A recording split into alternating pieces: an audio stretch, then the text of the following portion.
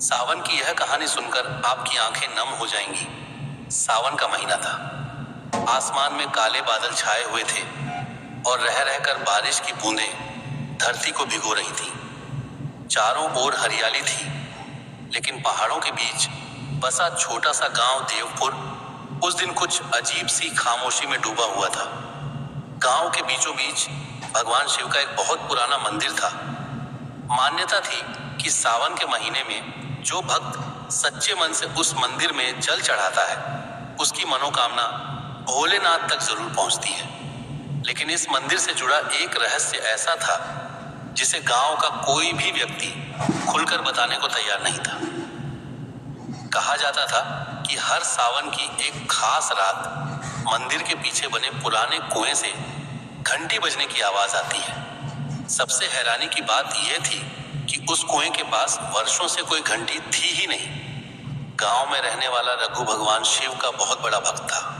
वह गरीब था, लेकिन उसकी आस्था बहुत गहरी थी। उसकी बूढ़ी माँ और उसकी छोटी बेटी गौरी ही उसकी पूरी दुनिया थी। गौरी की उम्र केवल 10 साल थी। वह हर सोमवार अपने पिता के साथ शिव मंदिर जाती और शिवलिंग पर बेलपत्र चढ़ाकर कहती, बाबा भोलेनाथ, मेरी दादी को हमेशा स्वस्थ रखना।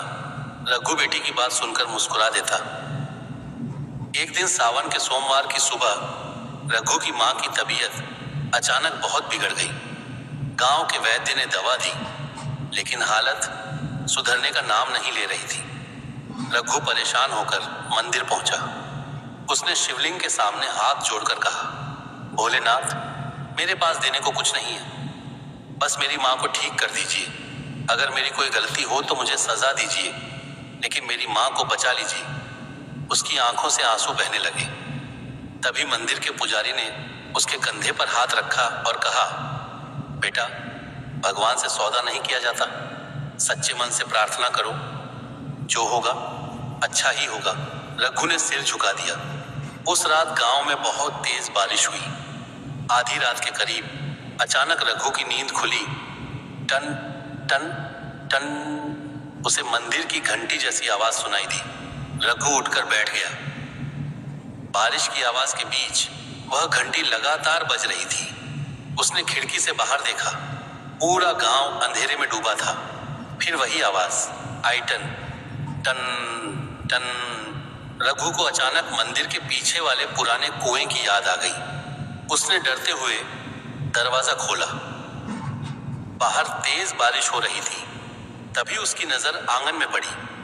वहां उसकी बेटी गौरी खड़ी थी। रघु घबरा गया। गौरी, तुम यहां क्या कर रही हो? गौरी ने उसकी तरफ देखा और धीमी आवाज में बोली, बाबा, मुझे किसी ने बुलाया है। रघु के पैरों तले जमीन खिसक गई। किसने? गौरी ने मंदिर की दिशा में उंगली उठाई। वहीं से आवाज आई थी। रघु ने बेटी का हाथ पकड़ा और उसे अंदर ले आया। लेकिन गौरी बार बार एक ही बात कहती रही, बाबा, कोई मुझे बुला रहा था, कह रहा था कि मंदिर के पीछे आओ। रघु पूरी रात सो नहीं पाया। सुबह होते ही वह मंदिर पहुंचा। पुजारी से उसने रात की घटना बताई। पुजारी कुछ देर चुप रहे, फिर बोले, रघु, यह पहली बार नहीं हुआ है। क्या मतलब? पुजारी ने धीरे से कहा, हर कुछ वर्षों में सावन की एक रात ऐसी आवाज सुनाई देती है, लेकिन उसके बाद किसी न किसी भक्त के जीवन में बड़ा बदलाव आता है। रघु ने पूछा, क्या आपने कभी पता लगाने की कोशिश की? पुजारी ने कुएं की ओर देखते हुए कहा, बहुत साल पहले एक आदमी ने कोशिश की थी। उसके बाद वह गांव छोड़कर चला गया। रघु के मन में डर और बढ़ गया। अगले दिन उसकी मां की तबीयत और बिगड़ गई। अब रघु के पास कोई रास्ता नहीं था। उसने फैसला किया कि चाहे जो हो, वह मां के लिए मंदिर में पूरी रात प्रार्थना करेगा। सावन की अगली सोमवार की रात वह मंदिर पहुंच गया। बारिश फिर शुरू हो चुकी थी। रघु ने शिवलिंग के सामने दीपक जलाया और आंखें बंद कर ली। कुछ देर बाद उसे लगा जैसे मंदिर के पीछे से किसी बच्चे के रोने की आवाज आ रही है। उसने आंखें खोली। आवाज फिर आई। वह धीरे धीरे मंदिर के पीछे पहुंचा। वहां पुराना कुआं था। कुएं के पास पहुंचते ही टन टन टन घंटी की आवाज फिर सुनाई दी, लेकिन इस बार आवाज कुएं के अंदर से आ रही थी। रघु डर गया। उसने कुएं में झांक कर देखा। नीचे अंधेरा था। फिर अचानक बिजली चमकी। एक पल के लिए कुएं के भीतर उसे कुछ चमकता हुआ दिखाई दिया। रघु ने ध्यान से देखा। वह एक पुरानी पीतल की घंटी थी, लेकिन वह कुएं के तल में पड़ी नहीं थी। वह पानी के ऊपर किसी रस्सी से लटकी हुई थी, और सबसे रहस्यमय बात, उस घंटी की रस्सी ऊपर से किसी ने पकड़ नहीं रखी थी। फिर भी घंटी अपने आप हिल रही थी। रघु पीछे हटने लगा। तभी उसके पैर से एक पुराना पत्थर टकराया। पत्थर के नीचे मिट्टी में दबा हुआ एक छोटा सा लोहे का डिब्बा दिखाई दिया। उसने डिब्बा बाहर निकाला। उसमें एक पुराना कपड़ा और एक कागज था। कागज पर लिखा था, जिस दिन सच्ची श्रद्धा वाला भक्त इस कुएं तक पहुंचेगा, उसी दिन वर्षों पुराना इंतजार खत्म होगा। रघु के हाथ कांपने लगे, लेकिन नीचे एक नाम लिखा था, गौरी। रघु यह देखकर स्तब्ध रह गया। उसकी बेटी का नाम इस पुराने कागज पर कैसे लिखा था? वह भागकर घर पहुंचा।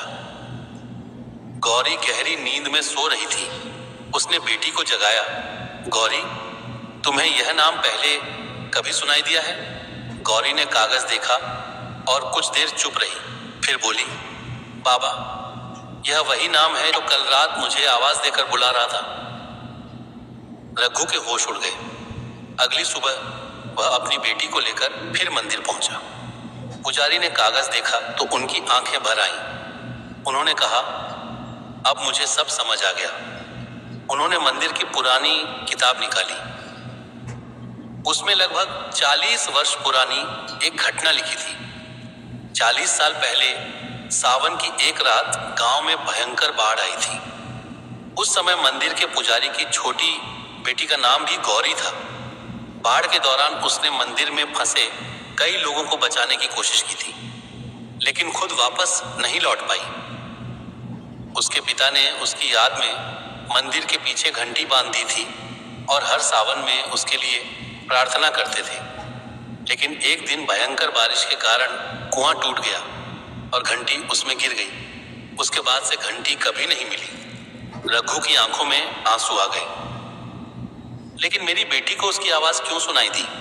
पुजारी ने कहा, शायद यह भगवान की कोई लीला हो, या शायद किसी अधूरी प्रार्थना की पुकार। उसी समय मंदिर की घंटी अपने आप बज उठी। Ton ton ton.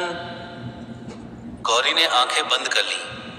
वह बोली, बाबा, मुझे लगता है वह मुझसे कुछ कह रही है। क्या? गौरी ने धीरे से कहा।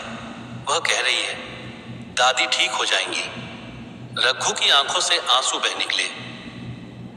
उसने शिवलिंग के सामने सिर झुका दिया।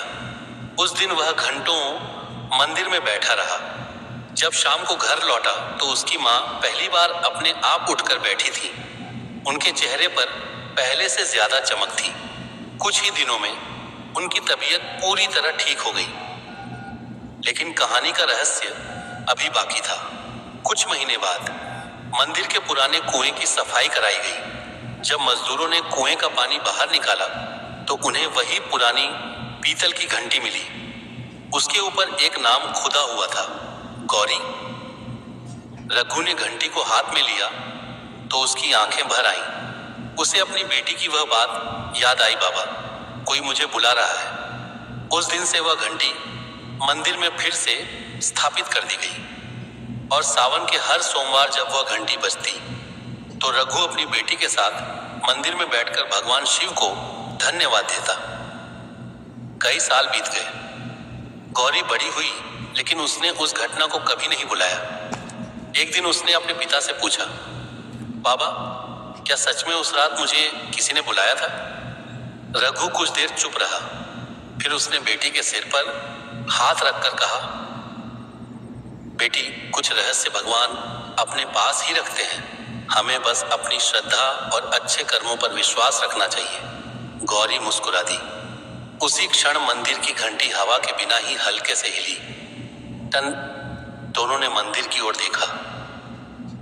रघु की आंखें नम थीं। उसने हाथ जोड़कर कहा, हर हर महादेव। और शायद उस दिन उसे अपने सवाल का जवाब मिल गया था, क्योंकि कुछ चमत्कार आंखों से दिखाई नहीं देते, वे सिर्फ दिल से महसूस होते हैं। सावन हमें यही सिखाता है, सच्ची श्रद्धा कभी व्यर्थ नहीं जाती।